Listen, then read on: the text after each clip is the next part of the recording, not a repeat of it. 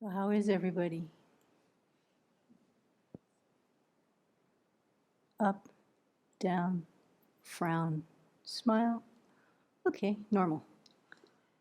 Because we haven't talked in a week, and thinking about, well, what does a BBC, a Bodhisattva Breakfast Corner talk at this point do? What do we need? Generally, are people enjoying this practice? Like loving this thing about being in connection with the Buddha?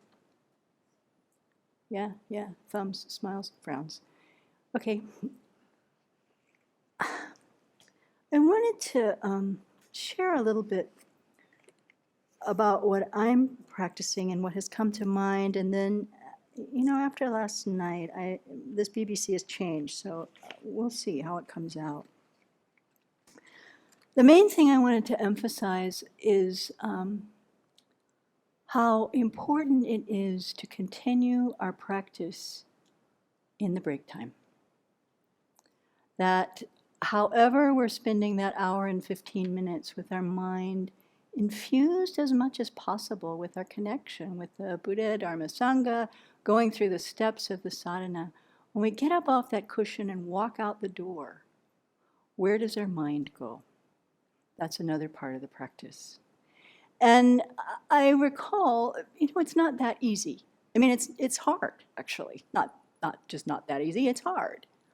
And I was remembering when I first did a 3-month Vajrasattva retreat, I knew that I was supposed to take that mind off the cushion and into the rest of the world, and I couldn't do it. And there was a point where I was so focused in the session, and then I would get up. I was like, I can't think about this right now. I have to let my mind go. And I think actually for that time, it was okay. A little bit. But what happens when we let the mind just go? That is really important to pay attention to. Because as soon as we're no longer just focused right on the object of our meditation, whether it's the image of the Buddha or reflecting on any of these points, as soon as we're not intentionally putting our mind there, it goes straight back to our habitual state of mind. And part of the beauty of being able to do this kind of retreat in silence is that we start to see where the habitual mind goes. Like, oh, I've been ragging on that irritating person for about 10 minutes. Maybe that's a habit that does not support what I really want to do with my practice. Oh, I've been wondering how my dog's doing for the last 15 minutes. Who's taking it for a walk? Wherever our mind habitually goes, that's what will happen in our break time. And the beauty of having this time together is to see it, catch it, and break it. How do we do that? There's lots of ways. We can learn the antidotes, we can study, and we can do mantra. We can continue the visualization outside. One of the things that I've been doing is studying in the Lamrim Chenmo, Volume 1, these beautiful verses about going for refuge to the Three Jewels. I personally love reading Lama Tsongkhapa directly, not so much the commentaries, because A, he's really to the point, and B, he has all these gorgeous, gorgeous quotes.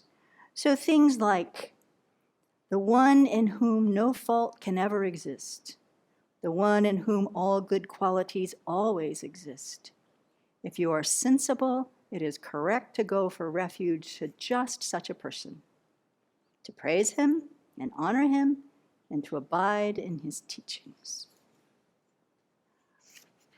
So I'm enjoying these beautiful verses, how the Buddha is completely free from all fear, how he's realized the ultimate nature and can hold all varieties of phenomena at the same time, how he has the skill to guide each of us also to be free of all fear, how he cares for every living being regardless of whether we've helped him or not, how he has compassion for every living being. And then I reach this point where Jai Rinpoche says, the more you practice these things, the more accustomed your mind will become to them. and the easier it will be to practice what you had initially found difficult to learn.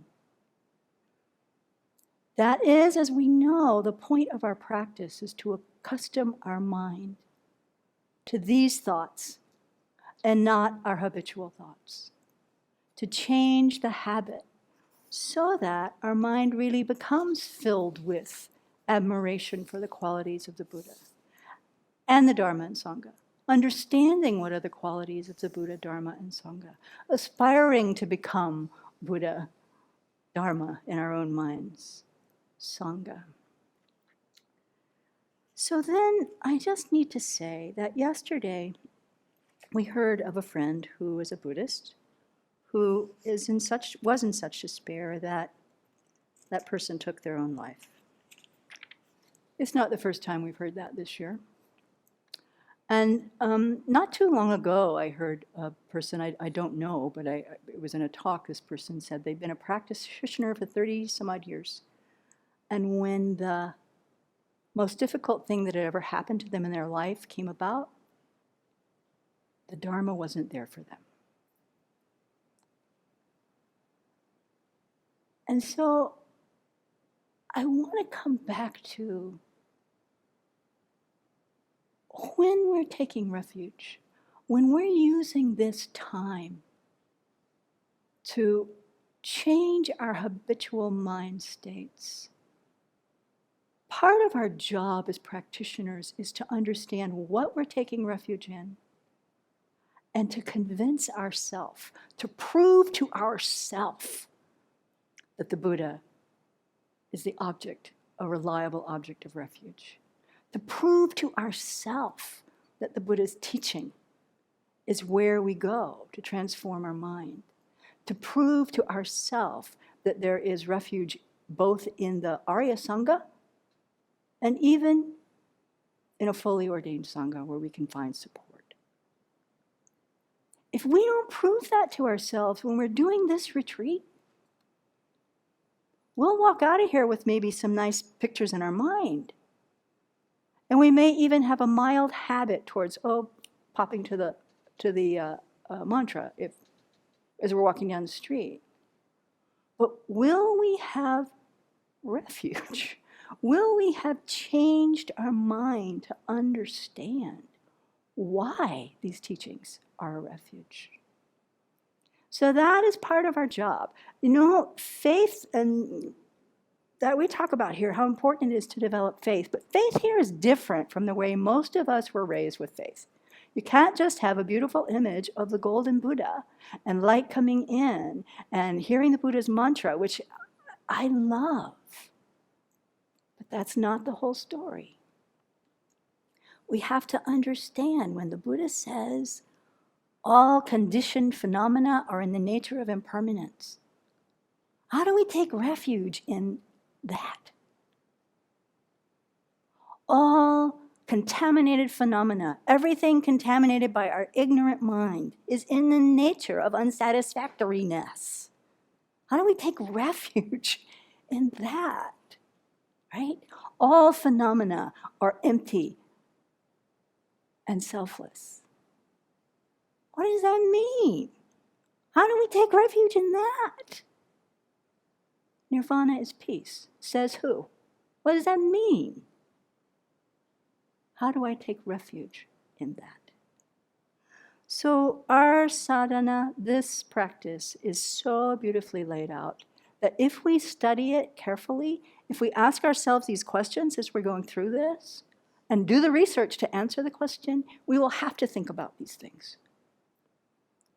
The sadhana asks us to meditate on emptiness. Well, how do you do that? We have to figure it out. The sadhana asks us to think every single session on the kindness of others and our interdependence. How do we trust that? Well, we have to learn how to do it. And so when we take advantage of this, whether you're doing retreat here, or whether you're doing retreat from afar, because I'm talking to those folks too, don't just take a nice time on the cushion, but also take this into the break time, because that's when we meet up against with all the things that make us different from Buddha. And we need to know what they are. And that takes time, takes a lot of time. We need to give ourselves the space to do that, but also to really apply the effort. And we keep applying the effort. Why? Because we keep proving to ourselves one little thing at a time, one little understanding at a time, one study at a time, proving to ourselves that, oh, this makes sense. This really makes sense. I really could be liberated somehow, sometime. This understanding of how the world exists, appearing in one way, but actually not the way I think it is, not the way I was raised to think it is, not the way I've been conditioned to think it is, not the way I habitually think it is. No, I'm going to change my mind.